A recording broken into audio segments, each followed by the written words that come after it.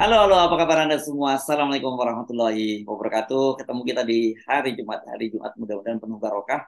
Dan kebetulan hari ini hari Jumatnya itu tim dari FIFA yang melakukan inspeksi untuk kelayakan lapangan pertandingan yang digunakan oleh Piala Dunia U17 FIBA ya, Mbak Mhm. Agit ya. Dan ini saya nggak tahu ini bisa jadi berkah atau musibah. Tapi yang jelas bahwa kalau ini datang ini akan sekarang ini aja di media sosial kelihatannya sudah mulai jadi rame lagi ya kasus, terutama berkaitan dengan JIS. Rumput JIS ini yang sekarang jadi sorotan lagi itu.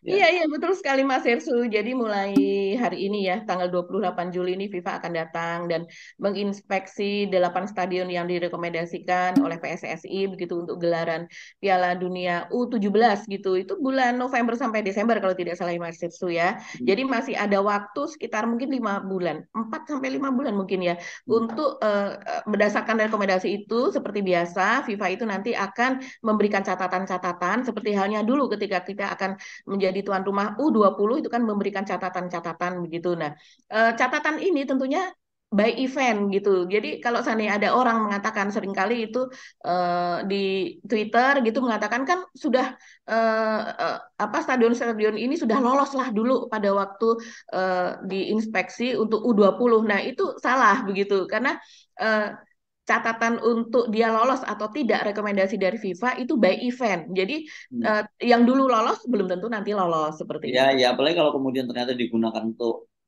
show untuk apa kan itu pasti ada kerusakan-kerusakan yang macam-macam ya saya kira ya wajar Betul. kalau kemudian diinspeksi ulang lagi. Tapi Betul. saya sih udah bisa menduga pasti fokus perhatian publik itu pertama pasti soal JIS, ya Betul. kan gitu ya, Jakarta Mhm. International Stadium dan mungkin nanti akan dibanding-bandingkan dengan Stadion Manahan ya Solo ini kan juga bagaimanapun juga ini kan di situ ada wali kotanya Gibran begitu dan kelihatan Mhm. sekali kan sekarang ini Solo itu jadi salah satu destinasi lah untuk berbagai kegiatan-kegiatan apa ya bukan destinasi ya sebagai apa namanya Iya, itu. sebagai penyelenggara dan destinasi juga tuh. Sebagai penyelenggara dan destinasi berbagai event-event internasional gitu ya jadi Mhm. apakah apakah kemudian itu memang karena kesiapan Solo itu ada atau faktor-faktor lain gitu yang menjadi Mhm. penyebab kenapa kemudian Solo belakangan ini banyak jadi tuan rumah untuk event-event internasional gitu Mbak Agi. Iya, betul sekali. Jadi ini memang menjadi sorotan Mas Hersu bahwa loh kenapa berbagai event internasional ini yang kita tahu ini didanai oleh pusat gitu ya, oleh kementerian, lembaga misalnya itu didorong itu diselenggarakannya di Solo. Dan ini tidak main-main ya berbagai event internasional ini dan memang Solo ini sekarang namanya jadi banyak disebut. Nah, otomatis dengan penyebutan nama Solo itu wali kotanya juga ikut terangkat nama dari wali kota gitu dan ini kan sekarang apalagi belakangan ini baru kemarin gitu ya relawan dari Pak Jokowi itu menyatakan bahwa mereka mendukung Gibran menjadi presiden seterusnya presiden dari penerus Pak Jokowi begitu dikatakan Hmm, kan hmm, demikian ya. dan mereka akan mendorong itu begitu juga dengan Pak Luhut yang mengatakan ada 6 program yang harus dilakukan selama 30 tahun dan itu hanya akan bisa berkesinambungan kalau seandainya penerusnya itu adalah mengikuti program itu semuanya jadi tidak perlu ada perubahan. Nah, ini kita melihat memang Gibran ini didorong untuk menjadi pemimpin di masa depan, yaitu salah satunya kalau seandainya pengamat itu mengatakan di berbagai diskusi gitu ya Mas Ersu bahwa misalnya dari APG ASEAN Para Games tahun 2022 itu kan diikuti oleh ribuan atlet begitu ya dan kemudian juga eventnya itu event besar melibatkan belasan hotel sebagai apa rekanan begitu dan kemudian berbagai tempat penyelenggaraan itu kan tentunya dipersiapkan apa dan sebagainya dengan biaya yang sangat besar juga itu diselenggarakannya di Solo dan kemudian ada apa ya semacam wellness wellness wisata lah wisata kesehatan gitu yang itu merupakan rangkaian atau set event dari G20 pada tahun yang lalu juga yang itu memakan waktu 3 hari dengan melibatkan 20 negara dan tambahan negara-negara undangan yang lainnya juga ada negara di ASEAN karena untuk G20 kan hanya Indonesia yang menjadi anggotanya, tapi undangan juga kepada negara ASEAN itu untuk mengikuti acara wisata kesehatan itu di Solo selama kalau tidak salah selama 3 hari. Dan ini adalah gawe dari Kemenparekraf juga begitu Mas Hersu. Ini dipusatkan di sana. Dan kita tahu ini yang terakhir ini begitu, dan itu masih banyak acara internasional lainnya yang di Solo ya. Dan yang terakhir ini adalah penunjukan dari Pak Erick Thohir, Ketua Umum PSSI, bahwa Stadion Manahan itu akan dijadikan sebagai lokasi semifinal dan final dari gelaran Piala Dunia U17. Dan kita tahu Oh, sebelumnya apakah udah dinyatakan lolos? Kan belum kan harus inspeksi dulu FIFA dulu kan harusnya kan? iya, kalau secara prosedural memang kita berpikirnya seperti Mas Hersu itu, begitu kan. Tapi ya kan kita tahu lah Mas Hersu ini ada hubungannya, kalau kita melihat ini memang ada politisasi juga di situ, begitu. Walaupun ini orang mengatakan tidak ada kaitan dengan politik dan Pak Erick Thohir pun juga berusaha supaya orang tidak melihatnya secara politis, begitu. Tapi kita tahu Pak Erick Thohir ini kan juga dia sangat-sangat kalau kita melihat begitu ya mengajukan dirinya sebagai cawapres begitulah. Dan kemudian juga mendapat dukungan juga dari Pak Jokowi begitu kan, dan sekarang sedang berusaha supaya kalau tidak menjadi cawapresnya Ganjar ya cawapresnya Pak Prabowo, yang tentunya dia butuh dukungan juga begitu. Dan katanya setelah dia menjadi ketua umum PSSI ini kan beberapa lembaga survei mengatakan elektabilitasnya itu memang meningkat pesat begitu Mas Irsu. Jadi ini orang mau tidak mau menghubungkan itu, apalagi pada saat U20 yang lalu itu kalau tidak salah ingat itu ada sekitar dana 418 miliar yaitu untuk merenovasi dua stadion, yaitu Stadion Manahan dan Iwayan Dipta yang ada di Bali, plus ada 5 lapangan untuk latihan kalau tidak salah demikian. Itu kan renovasi yang cukup besar juga Mas Irsu. Walaupun yang untuk U17 sekarang begitu dikatakan oleh Pak Erick Thohir itu ada dana sekitar 1,9 triliun untuk merenovasi 8 stadion yang diajukan. Nah, ini dengan kedatangan FIFA saat ini, kalau kita kembali kepada JIS yang sekarang sedang rame begitu ya di Twitter, itu adalah soal surat rekomendasi yang dikatakan oleh Pak Erick Thohir beberapa hari lalu, sekitar sepekan yang lalu lah. Dia kan mengatakan, Mas Hersu masih ingat, yang bahwa kami sudah mendapatkan surat rekomendasi dari FIFA begitu yang mengatakan bahwa rumput di JIS itu harus diganti, kurang lebih dia mengatakan demikian kan gitu. Dan ketika itu kan memang sempat rame. Uh, Netizen biasalah, netizen ini kan mereka sangat kritis dan mereka meminta agar surat itu diperlihatkan. Tapi kan memang tidak ada sama sekali kemudian diperlihatkan. Yang membocorkan soal itu kan Ratu Tisa yang katanya PSSI sudah mendapatkan surat pada tertanggal 20 Juli begitu ya.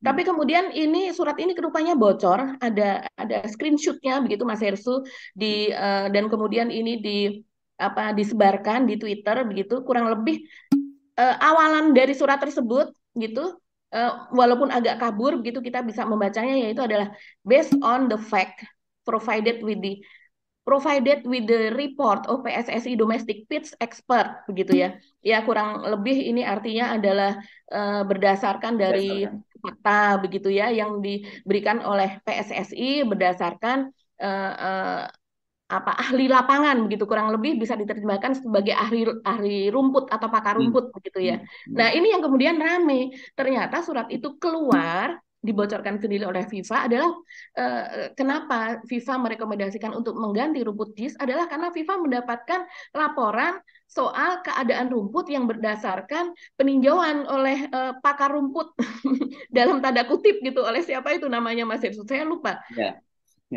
Itulah begitu latar belakangnya. Ya, ya. Ya, oke.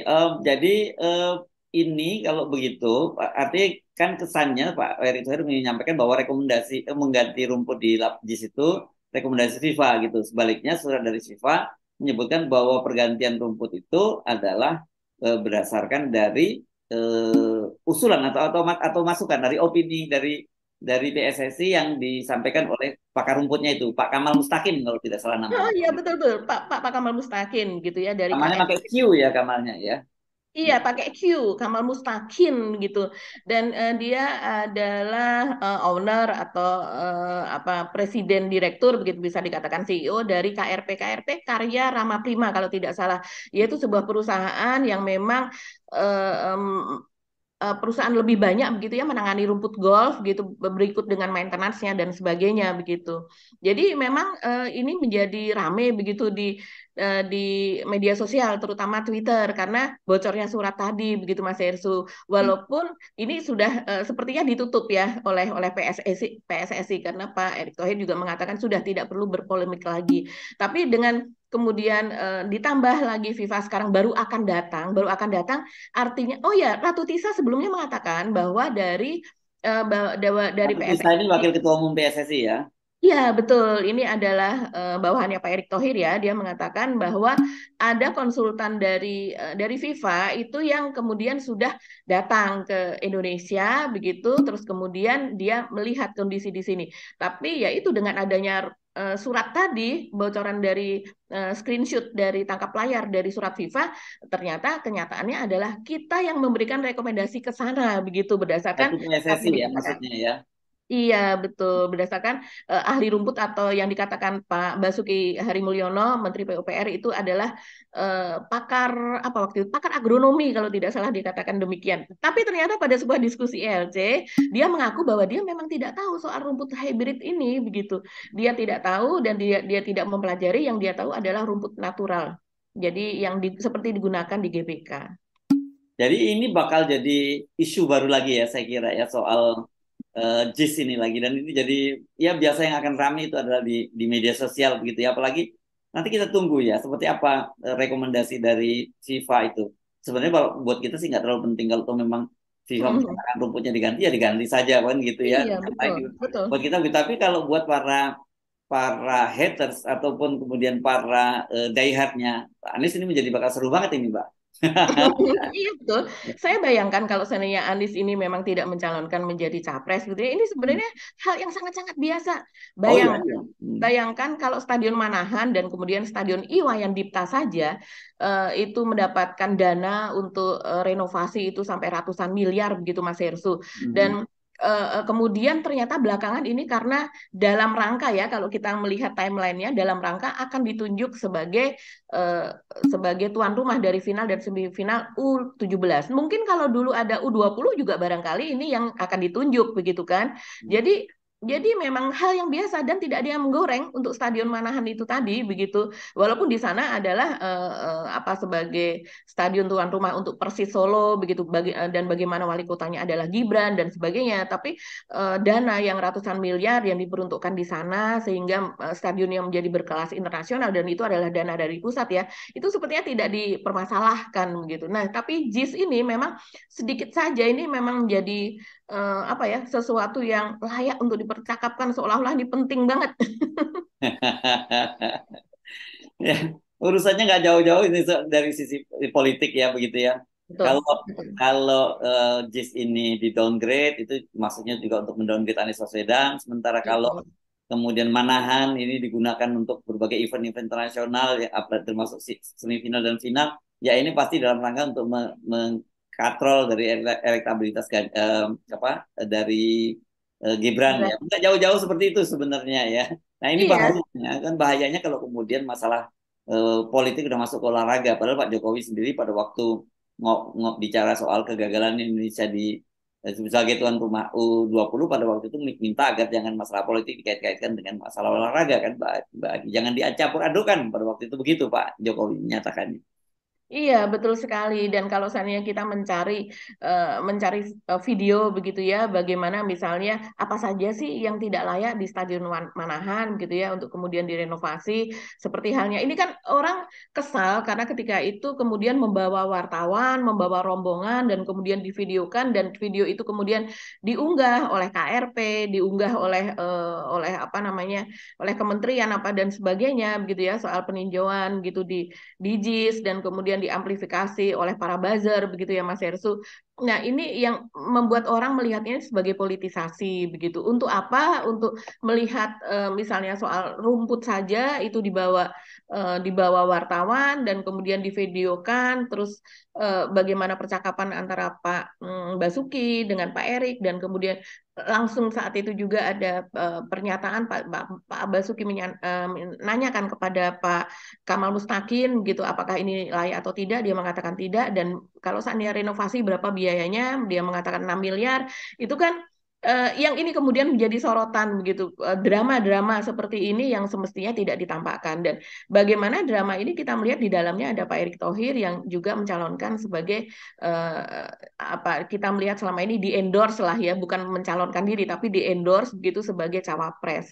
Itu sebabnya karena itu Mas Hersu, dan nanti U17 ini juga tidak luput dari nuansa-nuansa politik lah kalau kita melihatnya demikian. Ada tunggangan-tunggangan untuk membesarkan nama seseorang, dan kemudian juga bagaimana Pak Erick Thohir gitu oleh beberapa pengamat dikatakan terus saja apa, dalam tanda kutip gitu ya, menjilat kepada Pak Jokowi begitu ya. Walaupun ini kan memang tugasnya sebagai Ketua Umum PSSI begitu, tapi bagaimana dia mengistimewakan Manahan dan sebagainya itu nanti masih akan terus ada following story-nya lah, saya rasa Yes, begitu. oke. Mari kita simak jaga dan nikmati sajalah keributan di dunia media sosial itu. Oke, topik lain apa yang mau kita bahas, Mbak Agi? Topik lain apa ya Mas Ersu ya yang seru? Oh mungkin yang agak ramai juga ini adalah adik dari Oh ya, Budi Ari adik ya. Menkominfo yang baru ya, Pak Budi Betul, Aristiadi itu ya. Ya, ya. betul, betul. Iya, Budi Ari ini adiknya namanya pakai Ari juga, namanya Chandra Ari Setiawan. Hmm. Begitu. Sekarang dia adalah sebagai komisaris di PT Mandiri apa Mas Hersu? Mantap. PT Mandiri Mantap itu Taspen ya. PT Ya, ya. Bank Mandiri Taspen kalau tidak salah begitu. Dan kemudian ya, ya itu yang terjadi bahwa ini yang ramainya adalah karena dia disebutkan kemungkinan gitu ya, kemungkinan karena dia adalah sebagai mantan dari mantan CEO sih, kalau saya melihat memang disebutkannya sebagai direktur begitu, tapi kalau di blognya semacam itu yang kita bisa lihat di Google itu dia sebagai CEO dari sebuah perusahaan yang dulu mendapatkan proyek dari sejak tahun 2015 begitu, dia mendapatkan proyek dari Telkom Mas Hersu begitu. Jadi dia dari perusahaannya tersebut PT Global apa saya lupa ya. Itu dia membangun salah satunya proyek besarnya yang dia tanganin itu adalah fiber optik gitu dari Sulawesi Tengah ke Sulawesi Tenggara, di mana itu dalam perjalanannya fiber optik itu melewati kedalaman Laut Maluku sedalam 3.000 meter dan sebagainya. Pokoknya ini termasuk pekerjaan besar begitu. Sehingga dia kan berarti memiliki proyek lah begitu di Telkom. Tapi bagaimana mungkin ketika itu pada tahun 2019 kalau tidak salah, sesudah Pak Jokowi di periode kedua ya menjabat sebagai presiden, dia diangkat sebagai komisaris PT Telkom begitu. Jadi kan kalau kita lihat sebagai komisaris independen misalnya, tapi dia memiliki banyak proyek di perusahaan tersebut, itu kan tidak fair Mas Hersu. Ya, ya, Dia ya. melakukan cawe-cawe seperti itu, dan kemudian ini memang PT yang dia dirikan, karena dia itu yang mendirikan perusahaan tersebut, itu memang pekerjaannya itu mengerjakan apa ya, infrastruktur dari telekomunikasi seperti itu. Dan sesudah itu sejak tahun 2022 kalau tidak salah, dia kemudian beralih ke PT Mandiri Taspen itu tadi. Masih menjadi apa, komisaris independen. Nah, Hmm. ini yang kemudian dipertanyakan apakah adik Pak Budiari ini memang terlibat atau tidak gitu, karena dulu pada saat itu dia masih menjadi CEO dari perusahaan tersebut, dan perusahaan tersebut yang disebut oleh Irwan Hermawan itu memberikan kontribusi untuk menutup kasus tersebut. Salah satunya menutup kasus tersebut di Kejaksaan Agung, yaitu sebesar 243 miliar kalau tidak salah ya. Irwan Hermawan ini salah satu terdakwa sekarang dari kasus Yes. korupsi BTS. Dan perusahaan yang tadinya dipimpin oleh adik dari Pak Budiari ini, yaitu Pak Chandra Ari ini, memberikan sebesar 28 miliar Hmm. untuk kontribusi penutupan dari 243 tersebut. Dan kita tahu salah satunya itu diberikan berdasarkan BAP ya, BAP dari Irwan Hermawan ini sebesar 27 miliar itu diberikan kepada Dito Aryo Tejo yang ketika itu masih menjadi staf khusus dari Airlangga Hartarto yang sekarang menjadi Menpora. Jadi emang ini rupanya apa ya, jaringannya Berputar-putar banyak di antara sekali. mereka semua gitu ya. Ini memang betul-betul Iya. merata di antara mereka ya. Walaupun Budi Ari mengatakan oh tidak ada hubungannya, dia mengatakan begitu. Ini tidak ada hubungannya dengan adiknya apa dan sebagainya. Tapi tetap karena dari perusahaan yang PT Global itu tadi sudah diperiksa juga menjadi saksi Hmm. untuk beberapa terdakwa Irwan Hermawan dan lain-lain ini ada dua direktur dari perusahaan tersebut yang diperiksa menjadi saksi dan satu karyawannya pada bulan Maret lalu. Jadi mau tidak mau kalau ini kan kemudian harus dibuktikan di pengadilan apakah betul perusahaan tersebut yang menjadi dia mendapatkan proyek tersebut dan juga menjadi konsorsium besar dari pekerjaan BTS tersebut juga ikut yang melakukan korupsi atau gratifikasi atau apa Ya, ya. penyebutan. Tapi kalau lihat gejalanya kan kita udah tahu bahwa kasus ini ternyata begitu dibuka gitu, Mhm. ternyata kemudian ini jadi seperti kotak Pandora gitu ya, Betul, yang betul. menyeret ke semua Mhm. banyak sekali politisi-politisi ke Mhm. semua partai politik begitu ya. Dan Betul. dan ini yang kemudian kelihatannya mungkin coba ditutup cepat-cepat lagi gitu. Tapi udah kadung bocor ini yang jadi repotnya karena memang sejak awal kasus ini digunakan Mhm. kepentingan politik yang jadi korban pertama itu ya Johnny G. Plate. Tetapi kelihatannya Mhm. begitu Johnny G. Plate terkena ini ya seperti saya sebut sebagai kotak Pandora kemana-mana semua orang kena dan sekarang kelihatannya pemerintah justru kalang kabut untuk berusaha untuk menutup kasus ini gitu. Iya, betul sekali Mas Hersu. Apalagi kemudian sebagai apa ya peserta dari proyek tersebut ini kan proyek BTS ini dari tahun 2020 sampai 2022 Yes, itu ya, kejadiannya ya. ya, ya. Ah, Multi ini years lah ini ya, proyek multi years ya. ya, proyek multi years dari 4.200 menara begitu. Kalau tidak salah kemarin sih pada waktu mulai Pak Joni G Plate ditangkap itu cuma 900 sekian, hampir 1.000 yang terbangun. Tapi belakangan dikatakan bahwa ada 1.000 berapa, 1.700 atau berapa yang terbangun. Jadi masih banyak ribuan yang belum terbangun begitu. Dan ternyata ini ya menyasar apa ya Mas, itu diikuti oleh perusahaan-perusahaan konstruksi telekomunikasi begitu yang membangun infrastruktur untuk itu dan pemiliknya ya namanya ini kan perusahaan kini dan masa depan yang pasti akan terus tumbuh begitu ya dan ternyata dimiliki oleh orang-orang penting. Orang-orang penting inilah yang seperti misalnya suami dari Mbak Puan kan Hmm. bisa seperti itu begitu terus kemudian ya sekarang ini adalah adik dari Budiari dan masih masih banyak lagi begitu masih Mas Ersu karena konsorsium ini kan terdiri dari Yes. banyak perusahaan yang ikut di dalamnya. Oke, ya itulah sih realitasnya di Indonesia gitu. Semua proyek-proyek itu kenapa kemudian orang berlomba-lomba masuk di kabinet, masuk dalam pemerintahan? Ya karena itu tadi mereka ingin Hmm. apa, rayahan kalau orang Jawa penyebutnya itu ya, keroyokan Hmm. apa ya, yang menjarah rame-rame gitu ya, semua Hmm. mereka ada di pemerintahan itu dan mereka selama mereka dalam kekuasaan ya mereka aman gitu. Tapi kalau udah main-main dengan kekuasaan ya tunggu aja waktunya begitu. Tapi kan saya kira kita mesti yakinkan bahwa proyek-proyek bahwa nggak ada satu kekuasaan yang abadi gitu ya. Nanti ketika giliran pemerintah dan berganti kasus-kasus semacam ini juga bisa dibuka gitu. Kecuali kalau memang pemerintahnya itu juga sama dengan pemerintahan sebelumnya yang bagian dari Hmm. kekuasaan yang sekarang sedang rame-rame menjarah APBN melalui berbagai proyek yang pengadaan oleh pemerintah tadi itu lagi.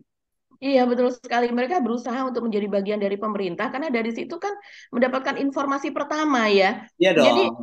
lebih daripada yang lain Bukan dapat begitu. informasi, bahkan mereka bisa merencanakan proyek itu sejak awal dari Betul, perencanaan mereka betul. Karena merencanakan. istilahnya kepanjangan tangannya itu sudah duduk di sana dan sebagai penentu Yes. kebijakan juga begitu kan. Ya, ya. Penentu kebijakan kemudian memiliki kepanjangan tangan yang berlaku sebagai pelaksana kebijakan yang tentunya seharusnya itu kan terpisah begitu. Ya, oke, Ya. begitulah realitasnya di Indonesia dan makanya saya kira banyak orang yang keberatan ketika Pak Luhut menyatakan bahwa apa yang mau diubah dan situasi Indonesia sudah on the track semuanya. Saya kira justru persoalannya memang kalau begini-begini kalau nggak diubah ya akan terus berlanjut dengan rezim berikutnya gitu. Iya, iya, iya. Dan Betul perubahan sekali. itu ada sunatullah yang saya kira perubahan yang abadi itu di dunia ini adalah perubahan itu sendiri. Nggak ada yang abadi di Indonesia di dunia ini. Jadi Iya, ya, khusus kepada Pak Luhut itu tadi Mas Hersu ya. ya, Pak Luhut ini kan tidak dipilih oleh rakyat ya. Dia kan ya, dipilih oleh Pak Jokowi. Sementara kalau presiden yang akan datang itu adalah presiden yang dipilih oleh rakyat yang jumlahnya mungkin untuk yang pemilik suara sekitar 200 juta lah, mungkin sekitar segitu. Nah, tentunya dia harus orang yang independen, dia yang memutuskan ini layak dilanjutkan atau tidak. yes. Bukan keputusannya pada seorang menteri yang mohon maaf ini tidak dipilih oleh rakyat walaupun se-expert-expertnya dia, setahu-tahunya dia begitu ya. Ah, Tapi ya ini itu adalah kewenangan dari mandat dari rakyat gitu ya, Ya. terserah dia nantinya begitu kan. Oke. Oke, Mbak Agi, dan kita masih mengakhiri perbincangan kita kali ini ya. Selamat menikmati akhir pekan ini karena menjelang Ya. akhir pekan. Kita sampai Mm. ketemu lagi ya pekan depan hari Oke. Senin. Insya Allah kita masih diberi umur panjang dan juga diberi kesehatan. Amin. Sampai ketemu Mm. lagi. Saya Sebenarnya Arif. Dan saya Agi Beta, terima kasih atas perhatian Anda. Salam 0%. Wassalamualaikum warahmatullahi wabarakatuh. Salam warahmatullahi wabarakatuh.